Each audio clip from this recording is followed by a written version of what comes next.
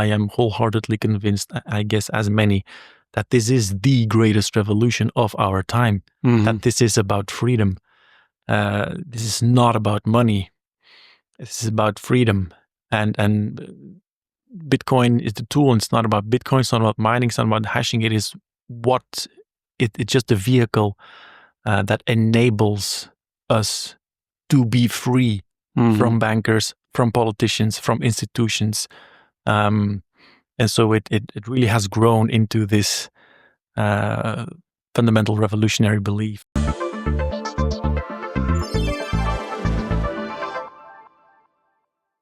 All right. So today I have the pleasure of having Rob on the show. Rob, thanks so much for taking the time to come on the show. Thanks for the invite, Stefan. It's great to be here. Great to be here. Great to have you. So I'd love to start the podcast off wherever you think is relevant, actually, and talk a bit about the start of your Bitcoin journey. So when did you first come across Bitcoin, and what was your initial reaction when you first stumbled upon it? So my initial entry into the whole sphere was relatively early on. And of course, I, as many others, at first got completely distracted by all these shiny gains and coins that are faster and better, right? They're just better. And having a technical background as a software engineer,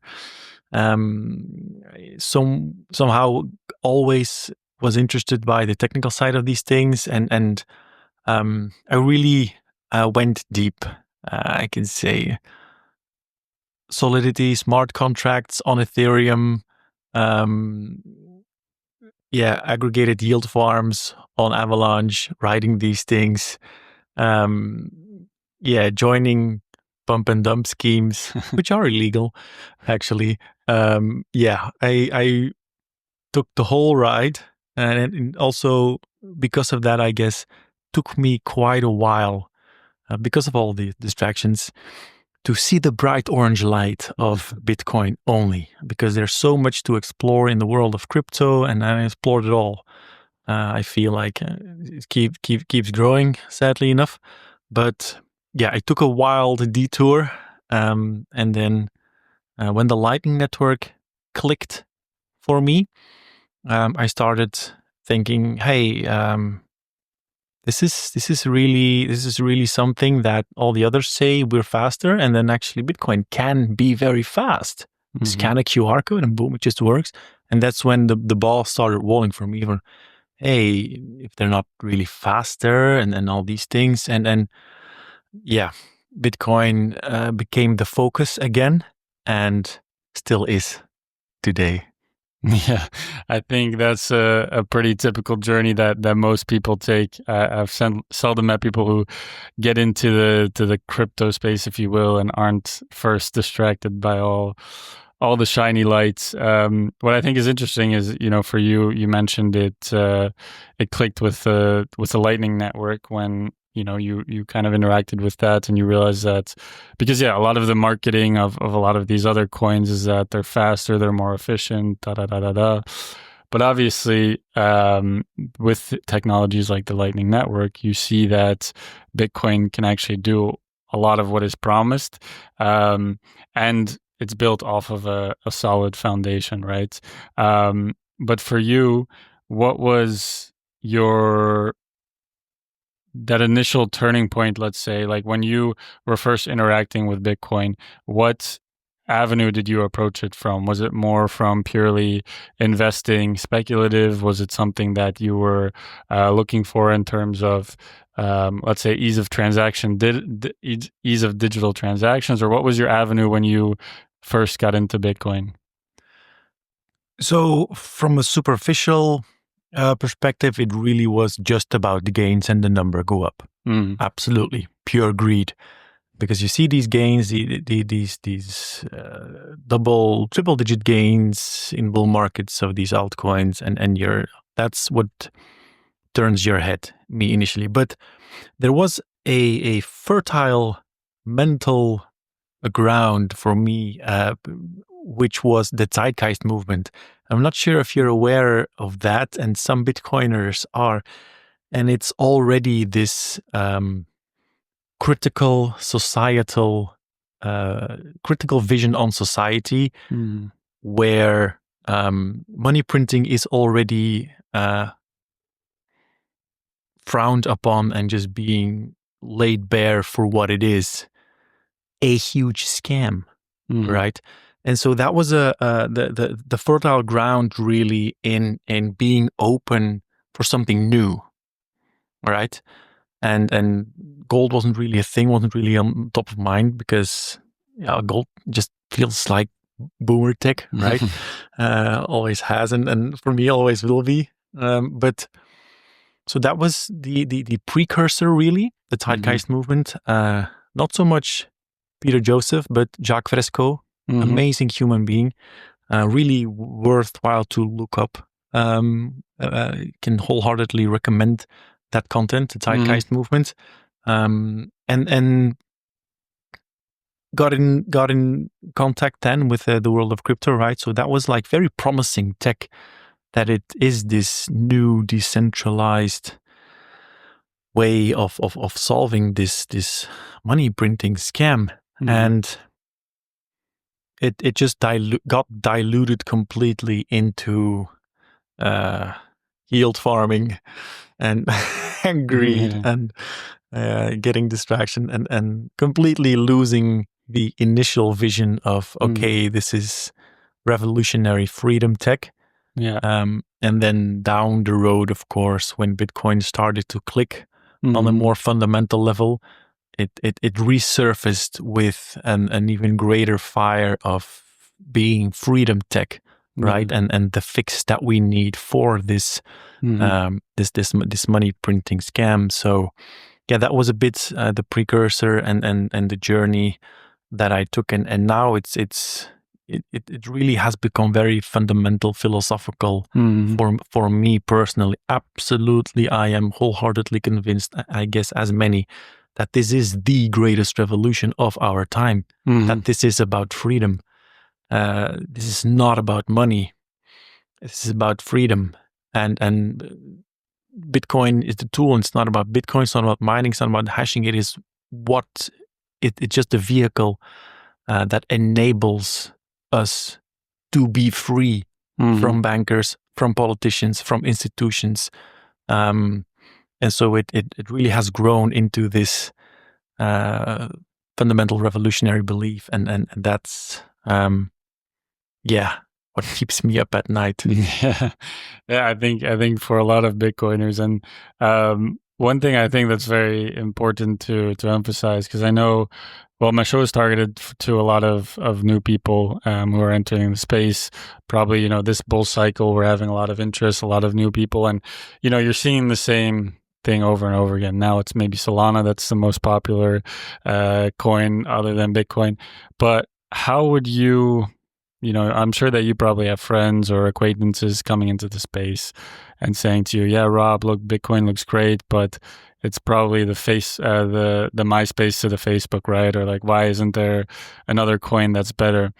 How would you explain to those people or to my listeners what really the fundamental difference is between all these other shiny trinkets and Bitcoin? Well, to be honest and just straight here, today I don't anymore. I don't convince anymore. I don't. If people start arguing, providing the classical, we all know them if you've been in here, but we can go over them. Yeah. Usually, I'm like, sure. I mean, if you have a question about Bitcoin, I'm very happy to answer it. Yeah. But if you're not convinced, I'm not going to. Because here's the thing that I've come to realize. I don't know if it's going to take 3 minutes or 3 years. Because I've orange pilled people in minutes, and I've been talking to certain friends who, after way more than 3 years now, they still don't get it. They still don't get it. And I'm not sure which category you belong to when we start talking. So this is just sadly enough, a waste of energy to actively convince people of this. And I think it's also a very dangerous thing to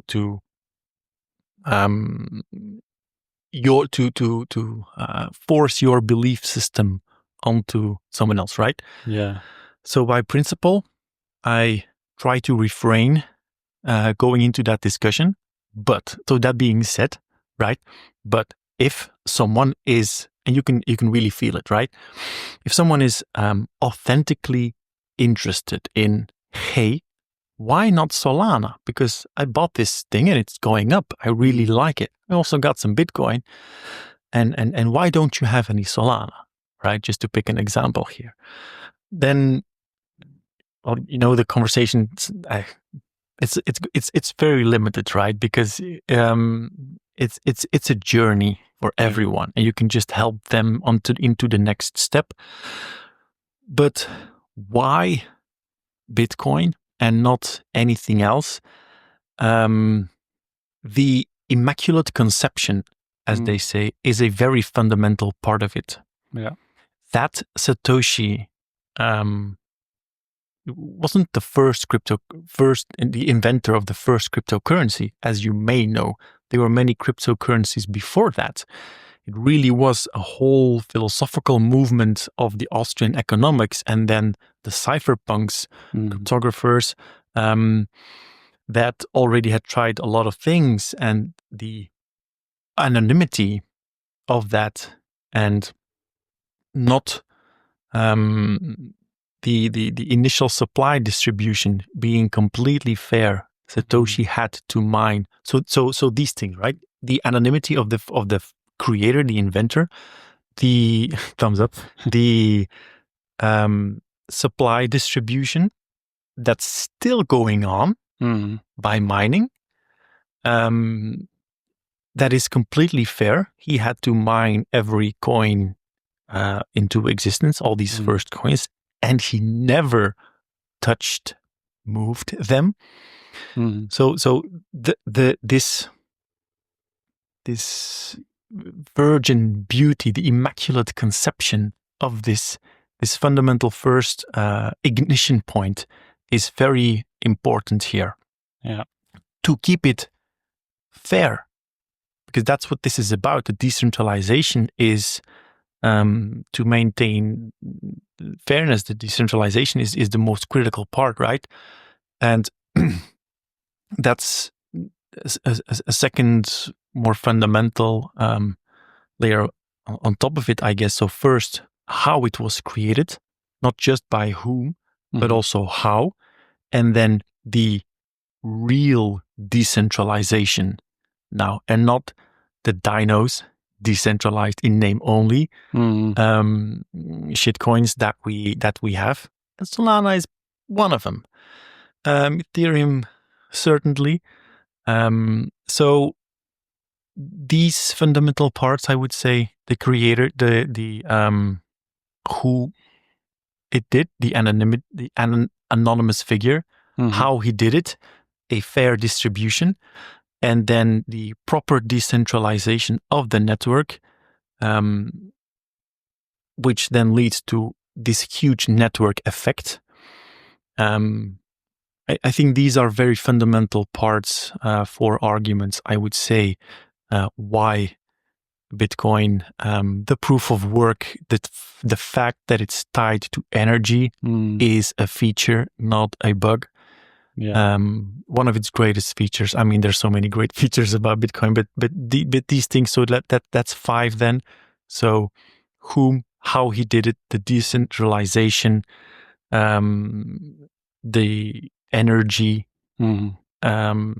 link, this digital asset being tied to the real world cryptographically through energy. And these checks, none of the altcoins have. None of, not the creator check. No, Ethereum, Solana, it's all foundation. It's all companies. It is all foundation led. So these 5 checkpoints,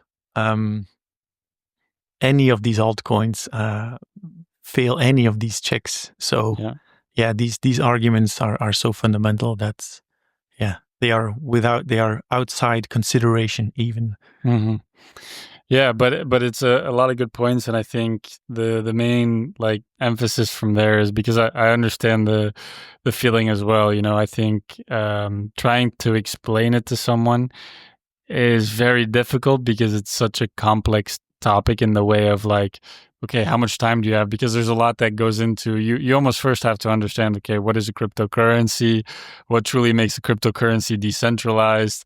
Why is the whole immaculate conception, like you said, of Bitcoin, how it was founded, how it's, truly decentralized in its initial offering and things like that as well. Or there was an initial offering, Satoshi mined the initial coins, but all those characteristics are what make Bitcoin so powerful. And of course, that's difficult to explain in a few sentences. So I think, it is important for my listeners or anybody else to really fundamentally understand that. And that takes time, that takes work. And I think that's why also a lot of people initially are attracted to the Solanas of the world, because they see Bitcoin as maybe the more old-fashioned, technology, whereas Solana is new and exciting and but you fail to understand the underlying value proposition and the underlying tech. And so education is really the key here. And what I'm curious about from your end is, in the beginning of your Bitcoin journey, who were some of maybe the more impactful people, books, podcasts that you read or listened to kind of learn about some of these fundamental concepts? It's actually a pretty difficult question because when on my crypto journey still, I wasn't in, the maxis of the world didn't reach me. I wasn't on X yet. So I had to figure it out on my own because my peers were all very deep into crypto, as was I. And I just kept digging. But on a very technical level. So really reading white papers, not understanding, of course. I want to hear everything that's in there. But I remember going over the Stellar Lumens white paper and being completely baffled. I was so genius. I was such a Stellar Lumens maxi at some point. It's so ridiculous. I don't even know what Stellar Lumens is. That was another. Let's not talk about it. But yeah. So there wasn't one book or podcast or name that took me on that journey. Once it clicked, though, I do think I enjoyed Robert Breedlove's content the most because it also takes a very philosophical approach. And then, of course, Saifedean Hamouz with the Bitcoin Standard hit it home, but the bright orange light had already hit me by that point. And I think that's because I was forced to do it myself, I guess. There were no maxis around in my bubble, I must say. And my peers kept being the crypto and still are to this day. I failed to convert them. I have to admit, miserably. Well, a lot of them, not my social friends, close friends, they did all get orange pilled. But I'm still in, I must admit, some degenerate crypto trading groups. And yeah, I failed to convert those. I had to do it myself. And it was a beautiful journey, but that's also why it took a very long time. Yeah. No, understood. I think especially if you're not exposed to Twitter and the Bitcoin maxis there, because for me that was pretty fundamental. I think when I first started truly learning about Bitcoin, well, I think Bitcoin Standard was I don't know how even, I don't remember how it was proper. I think I just probably searched up Bitcoin books, and the Bitcoin Standard was one of the first ones that popped up because obviously it's the most popular. But I think also being on Twitter at the time, and pretty quickly I was able to find some people like Andreas Antonopoulos, Saifedean, of course, but then you have guys like Marty Bent, Matt Odell with the Rabbit Hole Recap, Breedlove, all those guys. I think for me, it was a combination of like, okay, I'm reading this now, I understand the technology. I think for me, the Bitcoin Standard was fundamental in just outlining, okay, the case for Bitcoin only, essentially. But then it was emphasized more and more by also, guys like Breedlove and those figures in the space. One thing I'd also want to touch on with you that you just mentioned, which I think is really interesting, and I think since we're both from Belgium, this is an interesting topic for me. But in my eyes, and I am from Belgium, but I've never lived there for a long period of time. But the way I see it is a lot of Belgians are typically pretty, I don't know what the right word is, whether it's traditional in the technological sense or risk averse, let's say. So I know in Belgium in general, Bitcoin is still a topic that is not widely accepted in the sense of like maybe in the US or in some other countries. What's your perspective on that in general and the people that you have spoken with? It's a dangerous question because I have to be aware of, I have built myself a bright orange bubble by this time. Okay. The X feed is Bitcoin, right? But my LinkedIn feed is also all Bitcoin. Yeah. WhatsApp group, Telegram communities, it's all it's all Bitcoin. Yeah. So I'm in this huge bubble, and I must be aware of this before I can actually make a well-founded opinion on how Belgium as a whole is acting or its status in adopting. It's really difficult to assess. I know that Germany and Holland actually, and especially Holland, seem to be leaders. And it's not just experiential, but there is data to back it up. For example, by Lightning nodes, 21 community in Germany, 21 also in Belgium, is really active. These are a bit data-based things, insights. In Belgium, it does seem to be rather limited compared to these direct neighbors. The rest of Europe, we have these draconian legislations, right?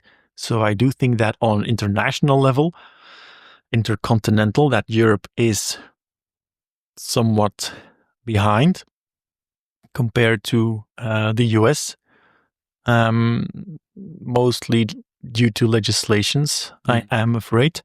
But these are impressions. Belgium specifically, not too sure. Seems to be a bit behind between Holland and Germany, and then EU as a whole seems to be a bit behind. Not just on Bitcoin, right? Seems to be the legislative framework and everything that goes hand in hand with that. Seems to be some break on. We see that happening with AI also, right? We got the legislations, but no AI. Same with Bitcoin. We got the legislations, the MiCA, but no, we got some Bitcoin companies, right? Shout out to Relay and there's many great others. But I do think that on the global landscape, EU is a bit behind. And how do you see that for, and this may be a personal question, but in terms of, because I think it's on top of mind for everybody in the EU, right? Because I love living in Europe, but I'm also aware that in the current state of things, we are hindering ourselves a lot with technological advancement, technological adoption, and kind of going the averse of like, instead of welcoming innovation, trying to regulate it and almost regulate it out of existence. And I think obviously we're moving into more and more of a digital world where, especially with things like Bitcoin, right? You can just put your wealth into Bitcoin and move across the globe, take your entire wealth with you, and settle in a jurisdiction that is maybe more friendly. But obviously, there's a lot of practicalities that come to that. I think a lot of people enjoy being in Europe, enjoy living here. So how do you kind of view that? That juxtaposition in terms of like, or for you, what are the kind of the things that you're looking for in terms of where you would maybe see yourself in the future? I don't see myself leaving at all. It's two-pronged, at least. I must also say that I do see that being discussed very actively, very frequently. The thoughts of leaving Europe because of taxes and regulations. The people who actually do tend to be the ones who, for who it's worth to enjoy lower taxes somewhere else. And then there's the Bitcoiners for whom it's not just tax-based or mostly just the draconian legislations, privacy infringing media, that they completely not relate to anymore. I mean, it's of all ages, but it's sad to see. I can really confirm that it's a very active topic. I see people leaving actively. Bitcoin Daddy, this guy on Germany, talked to him, David Rebel on LinkedIn, leaving Germany. Their election now was the nail in the coffin. And that was just this week. I really see this being a topic also for people in Belgium. It's really an active topic. So it's sad, honestly, because I'm really more of the opinion of hold your fucking ground. We're the ones supposed to do this. I mean, we are so early, aren't we not? This is onto us. What are you gonna do? Run? This is not how revolutions are fought. Come on, you're not even. I mean, it's this collectivism, this comfort that we have, this ease, this weakness that it has grown, and then just running. Come on, no. I mean, I got deplatformed, unbanked, unable to pay for groceries. We can talk about that. There's not a hair on my head, this Dutch expression, that thinks about leaving. No. Hell no. Fucking fight. What? Yeah. Uh-huh. I like that. No, I really, really like that. And I think that's a good mentality to have, of course, because I think the beauty and the problem with Bitcoin is because it's probably so easy to leave, to take your wealth with you, that you don't even have to necessarily fight. But I want to get to your story of being deplatformed and unbanked. If you want to get into it, would you mind discussing kind of what happened and how that all went about? Yeah. So very long story, very short, I guess, and we can dive into more details here, right? It started, Bitsaga website takes fiat payments because many people still pay with fiat. Also, our suppliers have to be paid with fiat. And Stripe, from one day to the other, decided, which was working. Stripe is a very popular payment gateway so that people can pay with debit card, credit card, and Belgium's most famous payment gateway, Bankcontact. And suddenly that got shut down. And that was very surprising. And then that completely blew up. You can talk about that tweet also. It kind of went viral within Bitcoin X. So fast forward a couple of months, tried many different alternatives, tried a lot of alternatives. None of them are willing to service Bitsaga because I'm a crypto business. And yeah, I'm basically the same as child porn. It's very illegal business. If we don't want to service you, full stop. Okay, so that's the platforming. Go fast forward. 4 months ago, actually after the Belgium Antwerp Future of Bitcoin conference, I don't think it's related, but it might be. The day after the conference, I'm banked with 2 banks, KBC, Belfius, 2 large banks in Belgium.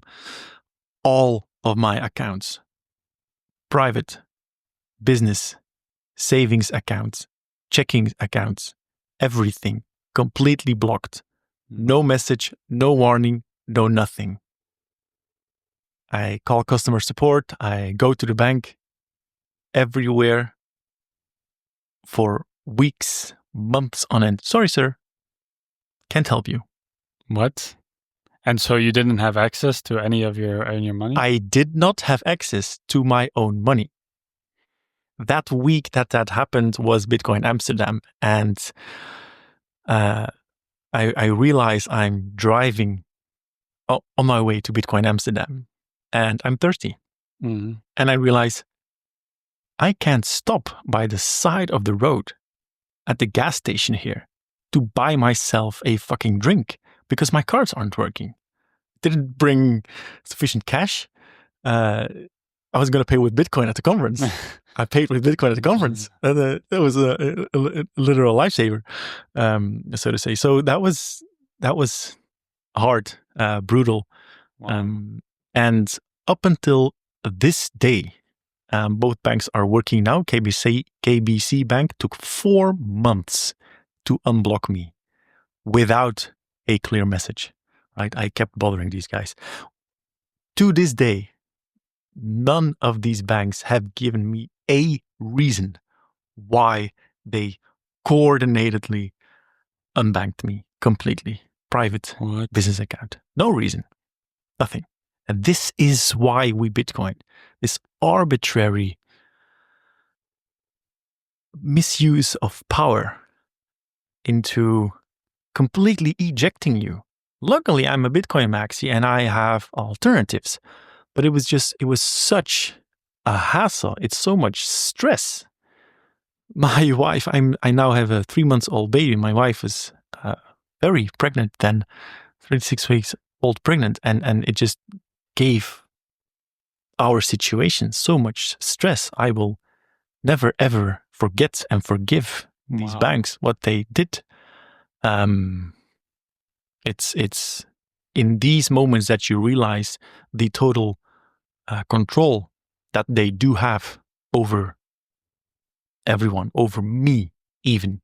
They have a lot of control over me. And I'm a fucking Bitcoin maximalist. All in Bitcoin, all out of fiat. It wasn't a significant amount on these banks, but I can tell you it hurts. It's stressful. It's a huge issue. I can't pay my bills. Bills are coming in and you see that the payments aren't going through. Hey sir, we saw the payment didn't go through. Yeah, and you have friends and family providing for you, having to do everything with cash, going to the grocery store and forgetting your cash. And it's horrible. Wow. It's a great story, but it was. I can imagine how incredibly crazy. Stressful that must be, and I think what's so frightening for me there is you would expect that to maybe happen in countries with, I don't know, dictatorships where there's a lot of corruption. Exactly. Belgium generally is not considered to be one of those countries, and the fact that they were able to just overnight restrict, completely block you from the access to your own money. Not even let you withdraw it and go to another bank, but just refuse to give you access without any reason. I mean, that's, if there's a value proposition for Bitcoin, that's it right there, right? Is complete freedom and ownership of your money. And so, wow, how did you how did you? So when they finally unrestricted your accounts, there still wasn't any type of information. I don't know how you. For me, I can't imagine that happening to me and not going to the bank every day and trying to speak to whoever. Right? I'm sure you did everything possible, but how do you stay level headed in a situation like that? You feel like a Russian dissident, as you said, and here's the assumption. What was the reason, the trigger? So I'm the biggest Bitcoiner in Belgium. Bitsaga is the first Bitcoin, biggest Bitcoin. It's very, it's not the right words. Is the first and only Bitcoin only startup in Belgium. So I'm a face, right? And that's also perhaps can go into that also a good segue into security. So given that, and the fact that the business has to sell Bitcoin in order to pay suppliers. So people pay on the web shop for products and services. We can talk about Bitcoin, Bitsaga being a provider of hardware of course. and services, security focused mostly.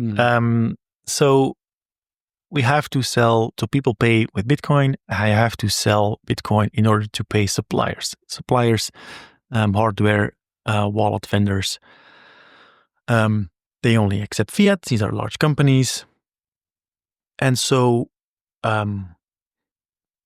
selling Bitcoin not over the exchange, like a good citizen would, KYC exchange, but peer-to-peer.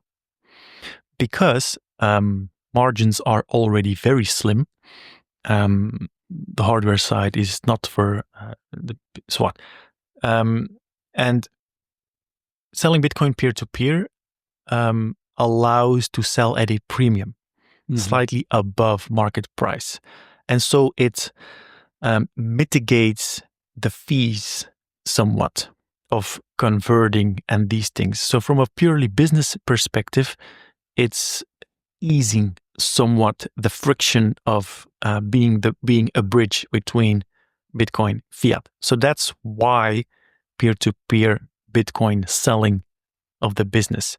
And so then what happens is when you sell Bitcoin peer-to-peer, so directly to another person, money directly from that person hits your bank account. And you don't know who that person is or what he has done, or you see where I'm going. That person might not be liked by the bank, or he might have done something. I don't know, right? But this is an assumption.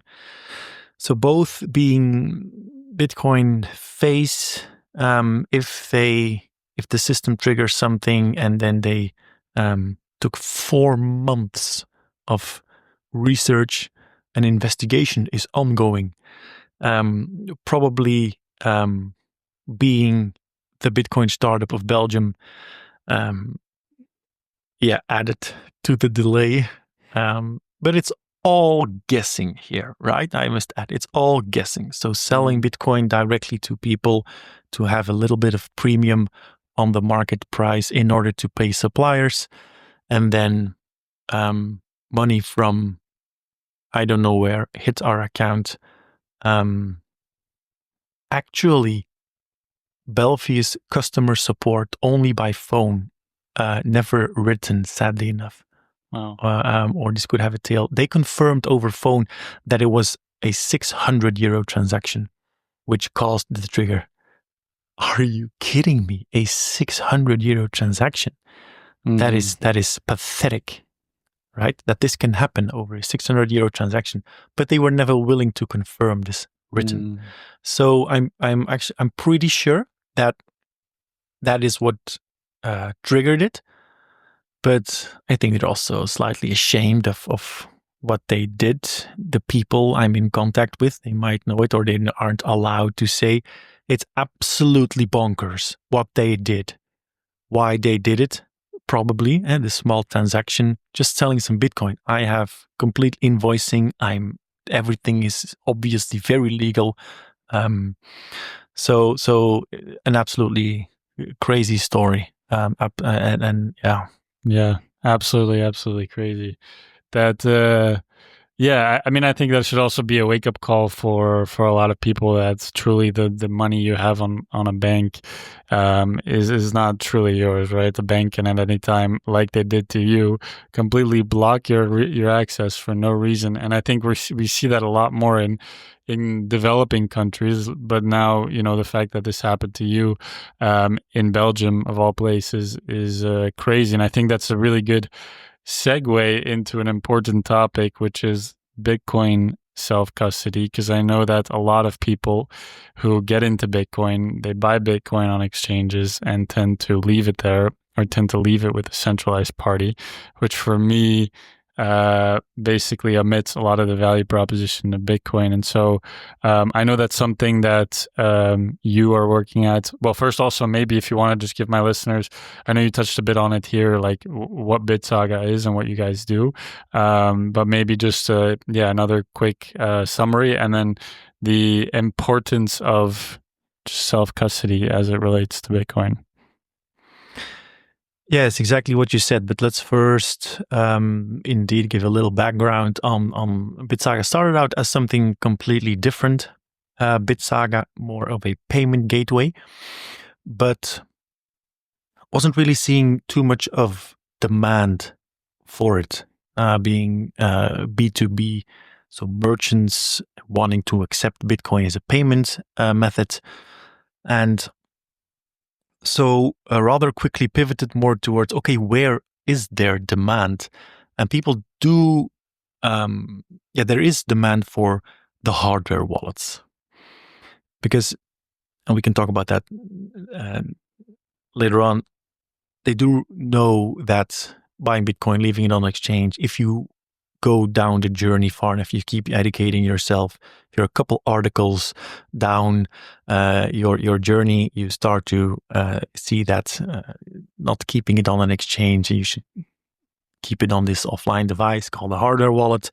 And so that's what people are looking for.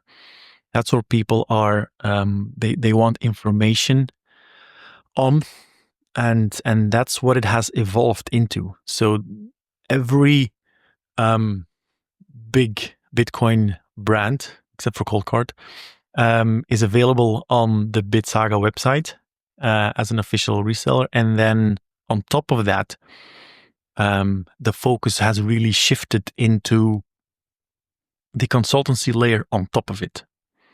Because security doesn't end, self-custody doesn't end at buying a hardware wallet and getting your Bitcoin off an exchange and you're good now.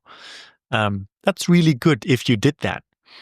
But as the value of our Bitcoin will keep going up forever, Laura, the need to upgrade your security will also keep going up forever. And that's for the existing hodlers. And then the new coiners, so to say, they need hardware, they need guidance, and hardware wallets can really be used in a dangerous way if you use them improperly and you take a picture of your seed and you have your Bitcoin on your hardware wallet, but you have a picture of your 12 or 24 words on a cloud account with no two-factor authentication, or even with two-factor authentication that's SMS based, you might have a very bad day someday. So it's not just about hardware. It's not just about the right tools. It's also not necessarily to jump into the more premium devices and into the more advanced security methods that I love discussing, and then that's also more the focus of Bitsaga. But it really is a journey of, okay, first understanding Bitcoin, getting your hands on some, learning more on an exchange, and then step by step. And I have this tweet that also really exploded that discusses the various security levels of level 0 on an exchange. You don't really own any Bitcoin. Level 1 and all the way up into 3 of 5 offline node connected multisig. And I'm purposefully dropping some names here that people are probably going, fuck is this guy talking about? But there's a whole process there, and it's really not an end station. It's really a process that's ever ongoing, and that's what Bitsaga focuses on, the hardware and the consultancy to protect the freedom that you have been given by our savior Satoshi. Never before in the history have we been able to free ourselves from powerful bankers, institutions, politicians, whoever, and have this asset. And as you said, you don't have that value if someone holds it for you, and you aren't free. You are still exposed to this institution that can get hacked or failed. The Bybit hack, $1.4 billion. What in the hell? An absolutely crazy, basically an advanced phishing attack. No.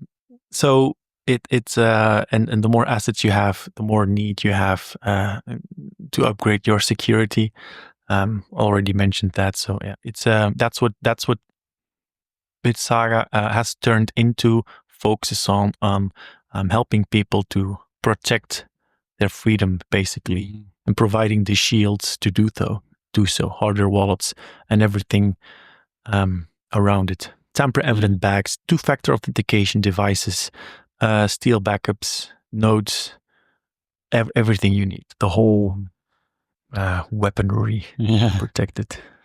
Yeah, no, and I think it's great work what you're doing over at Bitsaga, and much needed, because I think it is one of the things that's an area in Bitcoin where I'm also most concerned about, let's say, because I think obviously when we experience these bull runs and people are attracted to Bitcoin, they typically, if they haven't done enough educational research, they typically tend to buy it, leave it on exchange, and honestly probably not think much of it until they, either learn more about it or get burnt. And but I think at the same time, something I struggle with is, a lot of the tools have become a lot more advanced, a lot more user-friendly. There's a lot more infrastructure in Bitcoin than there was, 5, 6, 7, 8 years ago, which makes it easier. But I think something people still struggle a lot with is it is uncomfortable, right? Because you're so used to in your life just trusting a third party to take care of something for you. And the thing with self-custody Bitcoin, like you said, is the responsibility is ultimately fully on you. It's, you can have someone help you set up the hardware wallet, or even sometimes collaborative custody solutions that are a good step, obviously, in the right direction. But the ultimate responsibility still lies on you. And I think that's still something that I struggle with to help people to overcome, because I think oftentimes people are more comfortable taking the risk by leaving it on exchange than actually taking the responsibility that comes with taking ownership of it, because it means that you have to, take the step, buy a hardware wallet, learn how to use it, make sure you have best practices in place to not lose it. So how do you maybe also in your experience with some of your clients, like how do you overcome that, or what do you typically advise there? It's a journey that a lot of people take themselves. Mm-hmm. And you do have this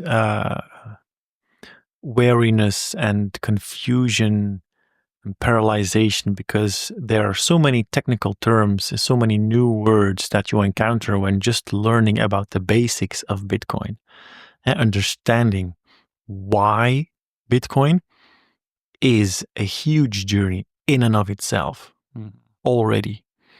And then you still have to start this journey of, okay, how do I now Bitcoin? Right? The why is already such a huge effort most of the time, and there's no downside there, right? It's just an investment that you're missing out on. It's an opportunity cost. I mean, it's abstract, but the downsides of not getting the how right is losing your life savings, because many people who have grasped the why, they're all in. And that's what, or they have a very significant amount of their life savings, even if it's just 20-30%, say, of your net worth that's in Bitcoin. You're going to have a very bad day. You're going to be really unhappy if something critically happens to it. You lose it, it's stolen, whatever. So I think that's the sensitivity of the subject, combined with all the information, the words that are out there that are very paralyzing to people, confusing at first out of a lack of understanding, and then paralyzing because there's so many options out there. Yeah. I really hate the question, what's the best Bitcoin hardware wallet? I mean, there is no best. Let's look at your situation. You can find these articles, the 10 best crypto hardware wallets. Okay, but I mean, what's the one for me? Which button do I press? How do I now do it? There's so many tools out there, hardware, software, and also on the protocol layer. Things like passphrase, multisig, whatever, Shamirs. Just dropping some names here. And you just don't know, and this is intentional, right? Just to paralyze and confuse you also, because that's the journey that everyone is on. And that's not necessary. You don't need to know about the inner technical workings of the blockchain in order to keep your assets safe. I do help very non-technical boomers onto a very advanced multisig setup, and they are very comfortable and very confident in using it. And you do have to know what you're doing, and these setups do take a full day, morning, evening. There's a lot of education, and they tend to be somewhat overwhelmed. But being selective about the information, that what is relevant to your situation, that's the focus of Bitsaga, really, the right tools, the right guidance to do self-custody properly, because it is very confusing and it can be paralyzing, and it is a very sensitive subject to store your life savings and to move it off an exchange. You have the cold storage sweats, as they're called, right? Your first transaction, and it's in the mempool and it's waiting, and you're like, did I do something wrong? Is it the first time? It's really scary, right? And that just doesn't go away, because the first time you move your funds into a passphrase wallet or onto a multisig wallet, it's the first time you do this, there's always a next step. There's always an upgrade, right? So every time you have this confusion, this paralysis, there's this new layer of knowledge that you must unravel, and then not just understand, but actually do and take that leap of faith. And it's a whole journey of exploring your own responsibility of the freedom that you have been given. I always use this quote, you're bringing up responsibility beautifully, and I want to drive it home with the Uncle Ben quote from Spider-Man.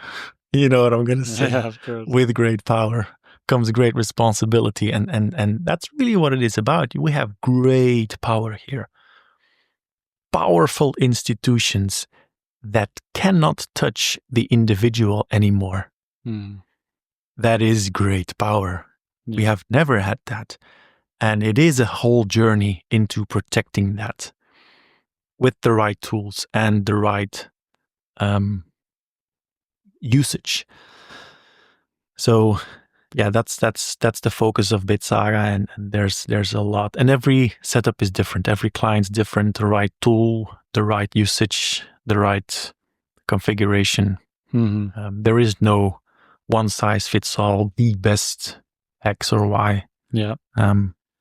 Yeah, no, and very well said, and I couldn't agree with you more. I think and for my listeners, it's something that may seem daunting at first, but I'm also someone, I don't know about yourself, but I don't come from a computer science or engineering background. I didn't have any technical knowledge about any of the Bitcoin stuff before entering it, but I think there's so much good information, so much good material out there. There's people like yourself and Bitsaga who can help you, guide you along the journey.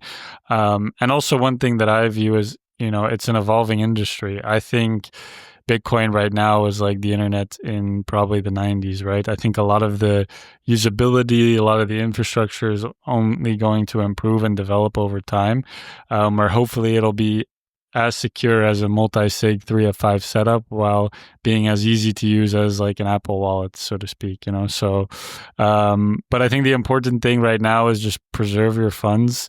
Make sure you do it in a way that's outside of the control of an exchange. And so you don't have what happened, to you with your banks, for example, happen to you with a Bitcoin exchange, because that can definitely happen as well. And so my final question for you, Rob, and I appreciate all your insights today, but we'll have a lot of newcomers in the space, and it can be an overwhelming space to come into. So what piece of advice would you have for any newcomer who is entering the Bitcoin or, let's say, crypto space? It's a really good question. I do want to tie it back a little bit, because I have been dropping some terms here, and they might be intentionally confusing. But the beautiful part is this: it doesn't have to be. It can be really easy. The technology, as you said, has come a long way.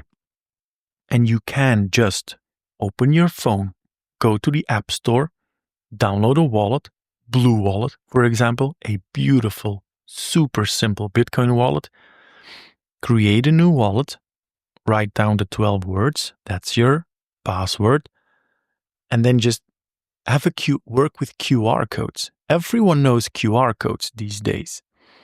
And send from your exchange to your phone just by scanning a QR code. And you can send from your phone to another friend just by scanning a QR code, just like you do on your banking app. Everyone knows these things. It can be really easy. We have these analogies applicable in the fiat realm. So there is a lot to unravel, but done properly, it can be really easy, especially with the more premium devices like the Foundation Passport, Jade Plus. Now also, these devices have a camera which allow for the QR-based workflow. You don't have to plug it in with USB and press buttons and just turn on just a 4-digit PIN code. Everyone knows a 4-digit PIN code to unlock your device, like your iPhone, and then scan a QR code to send or receive a transaction. That's it. That's how easy it can be. So forget all the difficult terms that we used. Get it off and buy some, get it off an exchange, just scan a QR code and then go from there. And then even in the multisig setups, it can be really easy by just scanning QR codes. Again, almost exclusively, do multisig setups completely air-gapped, not just because of the security, but because of the usability. The ease of use is absolutely fundamental in having that confidence in your setup. Because if it is complex, you leave your wallet 2 years laying around somewhere, and then you pick it up again, and you're how was this again?